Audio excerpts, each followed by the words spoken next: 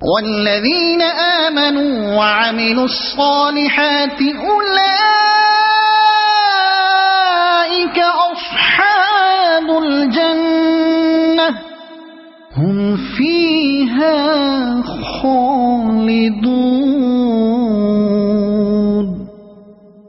وإذ أخذنا ميثاق بني إسرائيل لا تعبدون إلا الله وبالوالدين إحسانا وذي القربى واليتامى والمساكين وقولوا للناس حسنا وأقيموا الصلاة وآتوا الزكاة ثم توليتم إلا قليلا منكم وأنتم معرضون.